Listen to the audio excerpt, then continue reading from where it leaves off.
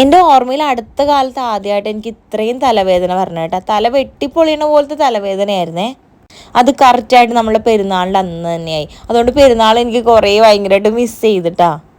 ഹോസ്പിറ്റലിലൊക്കെ കാണിച്ച് വീട്ടിൽ വന്ന് കിടന്നുറങ്ങി എണീറ്റ് കഴിഞ്ഞ് പള്ളിയിൽ വന്നപ്പോഴേക്കും പ്രദക്ഷിണവും കുർബാനയും കഴിഞ്ഞിട്ടുണ്ടായിരുന്നേ. എങ്കിലും ഞാൻ നല്ലോണം ഓക്കെ ആയിട്ടുണ്ടായിരുന്നു.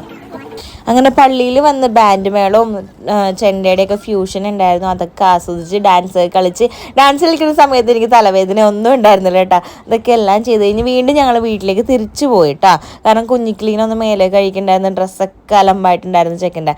അപ്പോൾ അതൊക്കെ ഒന്ന് മാറ്റി തിരിച്ചു വന്നത് വേറെ ഒന്നും കൊണ്ടല്ല, പള്ളിമുറ്റത്ത് നമുക്ക് ഇന്നല്ലേ ഇത്രയും നേരം ഇന്നും കൂടിയല്ലേ ഇരിക്കാൻ പറ്റുള്ളൂ ഇത്രയും നേരം. അല്ലാത്തപ്പോൾ ഇങ്ങനെ ഇത്രയും ആഘോഷവും രസവും ലൈറ്റും കാര്യങ്ങളൊന്നും ഉണ്ടാവില്ലല്ലോ. അപ്പോൾ കുറച്ച് നേരം പള്ളിമുറ്റത്തൊക്കെ ഇരുന്ന് ഞങ്ങൾ പിന്നെ പള്ളിപ്പെരുന്നാൾ പർച്ചേസ് എന്ന് പറയില്ലേ, അതുപോലെ പർച്ചേസിന് ഇറങ്ങിയിട്ടാ.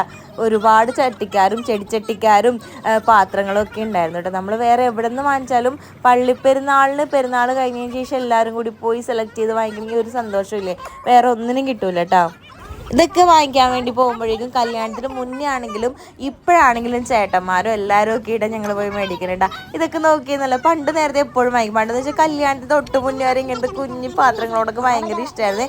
ഇപ്പോഴും കാണുമ്പോൾ ഭയങ്കര ആഗ്രഹം ഉണ്ടിട്ട് ഇങ്ങനെ കുഞ്ഞു ചട്ടി, കുഞ്ഞു പാത്രങ്ങൾ, അങ്ങനെ ഇതിലൊക്കെ കഞ്ഞിയും കറിയൊക്കെ വെച്ച് മണ്ണൊക്കെ ഇട്ട് കളിക്കാനൊക്കെ ആയിട്ട് ഭയങ്കര ആഗ്രഹമാണ് കേട്ടോ. അതുകൊണ്ട് തന്നെ കണ്ടപ്പോൾ എനിക്ക് ഭയങ്കരമായിട്ട് ഇഷ്ടപ്പെട്ടു കേട്ടോ. അമ്മച്ചിയാണെങ്കിൽ ഓടി നടന്ന് ഏതൊക്കെ എടുക്കണം എന്നുള്ള രീതിയിൽ ഓടി നടന്ന് ചട്ടികൾ നോക്കണമായിരുന്നു കേട്ടോ. സ്നേഹയും കുഞ്ഞിക്കിളിയൊക്കെ ആയിട്ട് അവന് ഒരു സ്പൈഡർമാൻ സാബോപ്പ് വാങ്ങിച്ചു കൊടുത്തിട്ടുണ്ടായിരുന്നു. ചെക്കന് എന്തായാലും അത് ഇഷ്ടപ്പെട്ടു, അതുമായിട്ട് ഇങ്ങനെ നടക്കണമായിരുന്നു. ഈ ചട്ടിയുടെ കടിച്ച് തിന്നാൻ തോന്നിട്ട് നല്ല ക്യൂട്ടായിട്ടുള്ള ചട്ടി, നല്ല രസമുണ്ടായിരുന്നു. എനിക്ക് ഭയങ്കരമായിട്ട് ഇഷ്ടപ്പെട്ടെ. അപ്പോൾ പറയണായിരുന്നു ചട്ടിച്ചോറൊക്കെ തിന്നാൻ പറ്റിയ ചട്ടി എന്നൊക്കെ പറഞ്ഞിട്ട് അതൊക്കെ വാങ്ങിച്ചിട്ടാ. പിന്നെ നടത്തും. ഏട്ടനാണെങ്കിൽ ഓരോ ചട്ടി എടുത്ത് അതിൻ്റെ മൂടി ഇങ്ങനെ കൊട്ടി നോക്കണേ കേട്ടോ. ഞാൻ പറഞ്ഞില്ലേ ഇങ്ങനത്തെ സാധനങ്ങളൊക്കെ ഇങ്ങനെ ഓരോ നോക്കി വാങ്ങിക്കാനും ഇതിനൊക്കെ മോര് കാച്ചാൻ വേണ്ടിയിട്ട് നോക്കി നടക്കണേനെ. കൂടെ സ്നേഹം എല്ലാവരും ഉണ്ട് കേട്ടോ. ഞങ്ങൾ എല്ലാവരും ഉണ്ട്, ഭയങ്കര സന്തോഷമാണ്. ഞങ്ങൾ ഓരോ സാധനങ്ങൾ മേടിച്ച് തിന്നോണ്ടും അങ്ങനെ വർത്താനൊക്കെ പറഞ്ഞിട്ട് അങ്ങനെ ഇങ്ങനെ നടക്കണേന്ന്. അവസാനം ഞങ്ങൾ ചട്ടി വാങ്ങിച്ചതാ. ശരി. അങ്ങനെ ഞങ്ങളുടെ പർച്ചേസൊക്കെ കഴിഞ്ഞ് പെരുന്നാൾ പർച്ചേസൊക്കെ കഴിഞ്ഞ് ഞങ്ങൾ വീട്ടിലെത്തിയിട്ട് 12 മണി കഴിഞ്ഞ് എന്തായാലും.